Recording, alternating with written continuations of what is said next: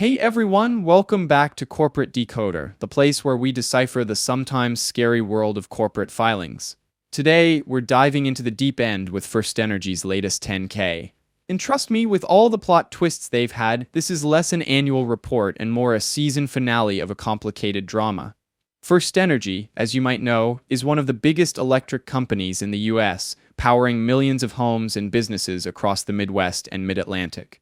But they've been battling some serious storms, both literal and, well, legal, over the past few years. This report covers their performance up to the end of 2024, so let's decode what's been going on. FirstEnergy is in the business of electricity. They transmit it, they distribute it, and they generate it. They've got a bunch of smaller companies under their umbrella to make it happen. The company has three main business segments: distribution, which delivers electricity in Ohio and Pennsylvania; integrated, which focuses on New Jersey, West Virginia, and Maryland; and standalone transmission, which is all about moving high-voltage electricity. Think of the distribution segment as the local delivery service. The Ohio companies and FirstEnergy Pennsylvania get the juice to your town, but it's been a bit of a juggling act. There are about 4.3 million customers in the Ohio and Pennsylvania areas. They purchase power to meet customer needs but are still recovering from past costs. The integrated segment is distribution plus some muscle, which is New Jersey, West Virginia, and Maryland. Monongahela Power Company, Potomac Edison, and Jersey Central Power and Light operate in a group that both delivers power and generates its own. They are a mix of traditional power plants with plans for solar. FirstEnergy's standalone transmission segment is the long-distance hauler. It includes FirstEnergy Transmission and Keystone Appalachian Transmission Company and gets power to where it needs to go. It's all about those high-voltage lines. Its revenues depend on building new transmission facilities in the areas that need it most. To keep things running smoothly, there's a service company called FirstEnergy Service Company, or FESC. They're the unsung heroes, providing legal, financial, and tech support to all the other FirstEnergy companies. That support system is headed by the Senior VP of Shared Services, who is responsible for the technology and digital backbone of FirstEnergy. As a regulated utility, their profits or return on equity are set by different state and federal agencies. For instance, in Ohio, there's a target return on equity of 10.8%. What they actually earned might be different, because state regulators decide whether they can increase prices to cover their costs and investments. And speaking of those storms, FirstEnergy isn't just dealing with weather. They're fighting the global supply chain crunch, making sure they can get the equipment they need, which has been a challenge ever since the pandemic. And now, there's the looming threat of new tariffs on imports that could throw a wrench in their supply chain. The new US presidential administration is already implementing them. The tariffs could really hurt, leading to higher costs and making it tougher to get critical materials. But the real elephant in the room is the ongoing fallout from the HB6 scandal. This whole thing has been a PR nightmare, leading to investigations, lawsuits, and a lot of reputational damage.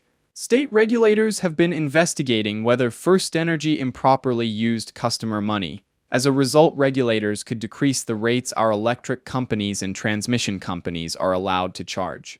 All this legal stuff takes a toll, diverting management's attention and costing a fortune. The impact on their stock price and the overall company is plain to see. But there's good news too. FirstEnergy is putting a huge emphasis on their employees. They're focused on building a strong company culture based on safety, development, and transparency, and creating an environment where people feel valued and respected. Safety is an unwavering core value of FirstEnergy. To attract and keep good people, they're offering competitive pay and benefits packages that are designed to reward success.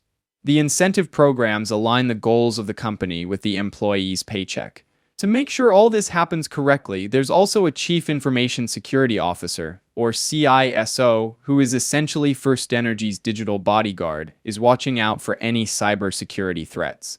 Leadership is changing too. Brian X. Tierney recently took the helm as CEO, bringing in fresh perspective and a plan to turn things around. He also took the chair position in 2024.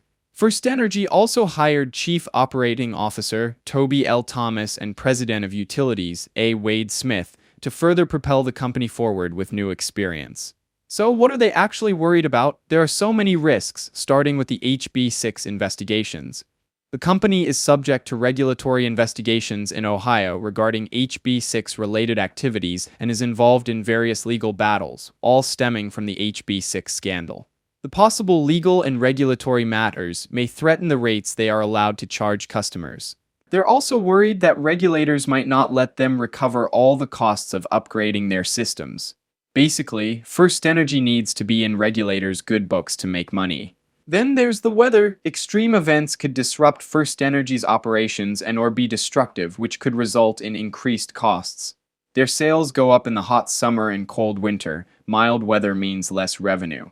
And of course, cybersecurity. FirstEnergy, like all energy companies, is a major target for cyber attacks. A successful attack could cripple their operations, expose sensitive data, and cost them a fortune. The Chief Information Security Officer oversees FirstEnergy's program and has been implementing tactical processes for assessing, identifying, and managing material risks. There's also FirstEnergy's coal power plants, a 33-13% equity ownership in global holding, and the push for cleaner energy. New environmental laws and the global movement to reduce carbon emissions could make FirstEnergy's coal-fired plants much less profitable, which may hurt FEV's ability to pay future dividends. Physical risks of climate change, such as flooding and wildfires, could affect some or all of our operations. And they're walking a tightrope with their finances. A downgrade in their credit rating or a failure to follow their debt agreements could limit access to funding or force them to pay back loans early. If we are unable to successfully recruit and retain an appropriately qualified workforce, our results of operations could be negatively affected. In Ohio, regulators may have to step in and make FirstEnergy refund customers. In Pennsylvania, they might face a tough time seeking an increase in rates. Their fleet of coal plants in West Virginia may face the imposition of fines. If their mining operations are disrupted and Signal Peak is unable to renew and maintain governmental permits, it could reduce or even halt production. What did the auditor say? PricewaterhouseCoopers basically gave them a thumbs up, saying their financial statements are looking good and their internal controls are effective. In addition, PricewaterhouseCoopers assessed the large accelerated filer status, as that is FirstEnergy's SEC category. As of January 31, 2025, they had almost 577 million shares of common stock outstanding. And as of June 30, 2024, the aggregate market value of the voting and non-voting common equity held by non-affiliates was about $22 billion. That's a lot of shares and money in play. Let's check in on the financials.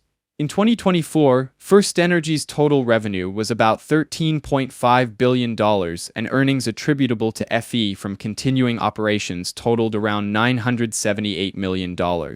That's a decrease compared to 2023's total revenue of around $12.9 billion, and earnings attributable to FE from continuing operations of $1.123 billion. Now, let's break it all down. FirstEnergy has really taken a beating from all the HB6 drama and other legal costs which have hurt their profits. However, they're working hard to make smart investments in their grid which should pay off in the long run. A big challenge is that FirstEnergy must invest while keeping bills affordable. If we consider climate change, we know frequent and extreme weather events will increase. There are two sides of this coin. It puts a strain on financial results from higher costs of system backup or service interruptions. At the same time, as weather conditions change, customers' energy needs to increase so more revenue can be generated. The energy industry is tangled in regulations, which makes long-term planning difficult. What's more, the recent change in U.S. presidential administration could change those regulations and increase uncertainty. However, despite the challenges, FirstEnergy seems committed to building a company with integrity and a more diverse workforce. All in all, FirstEnergy is currently making progress toward a stable, regulated utility. FirstEnergy's transformation is ongoing with more than a few bumps in the road. Thanks for watching, and if you enjoyed this dive into the world of FirstEnergy, please give us a like, leave a comment, and subscribe for more deep dives into corporate documents.